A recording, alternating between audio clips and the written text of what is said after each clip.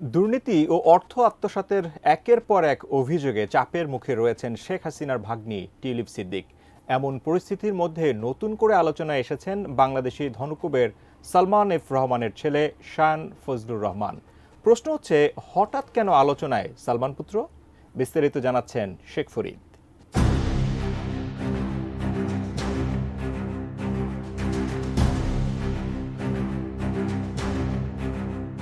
দুর্নীতিতে সংশ্লিষ্টতার অভিযোগে যুক্তরাজ্যে ব্যাপক চাপের মুখে রয়েছেন টিউলিপ সিদ্দিক। এমন নানা খবরের মধ্যেই এবার আলোচনায় এসেছেন শেখ হাসিনার সাবেক উপদেষ্টা সালমান এফ রহমানের ছেলে শায়ান ফজলুর রহমান। তার নাম সংবাদ মাধ্যমে আসায় রীতিমতো তোলপাড় শুরু হয়েছে।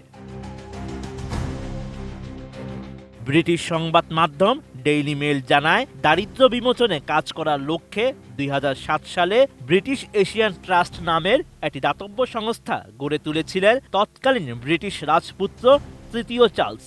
ওই বছরই ব্রিটিশ রাজার হাত ধরে এই সংস্থার একটি উপদেষ্টা পরিষদের চেয়ারম্যান হন সালমান পুত্র শায়ান।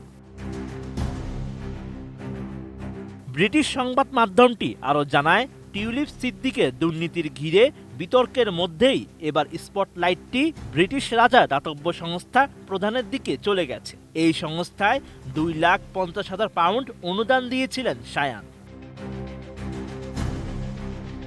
আপনি কি হার্টের সমস্যা নিয়ে দুশ্চিন্তাগ্রস্ত? স্বল্প খরচে হার্টকে ভালো রাখার সহজ উপায় মাতৃভূমি হার্ট কেয়ারে। এদিকে সালমান ও তার পরিবারের সদস্যদের বিরুদ্ধে ওঠা দুর্নীতির অভিযোগ নিয়ে অনুসন্ধান করছে দুদক। এর মধ্যেই গত বছরের আগস্টে Bangladesh financial intelligence unit Shayan ও তার স্ত্রী সাজেরেহ রহমানের ব্যাংক হিসাব জব্দ করেছে। এই বিষয়ে ডেইলি মেইল জানায়, ব্রিটিশ মন্ত্রী টিউলিপ সিদ্দিকের পারিবারিক বন্ধু শায়ান। টিউলিপের খালা শেখ হাসিনা লন্ডনে এলে শায়ানের 13 মিলিয়ন পাউন্ডের বাড়িতে বিনা ভাড়ায় থাকতেন। এছাড়া শায়ান একসময় তার বাবার নিয়ন্ত্রণে থাকা বেক্সিমকো গ্রুপের প্রধান নির্বাহী কর্মকর্তা ছিলেন। ব্রিটিশ এশিয়ান ট্রাস্টের ওয়েবসাইটে এখনও তার সেই পরিচয় দেখানো হচ্ছে।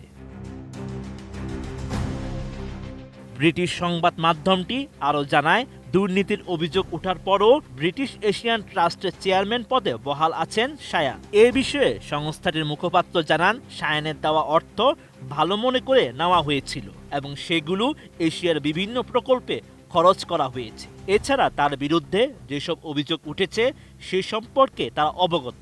বাংলাদেশে এ বিষয়ে কী অগ্রগতি হচ্ছে তার উপর সংস্থাটি নজর রাখছে।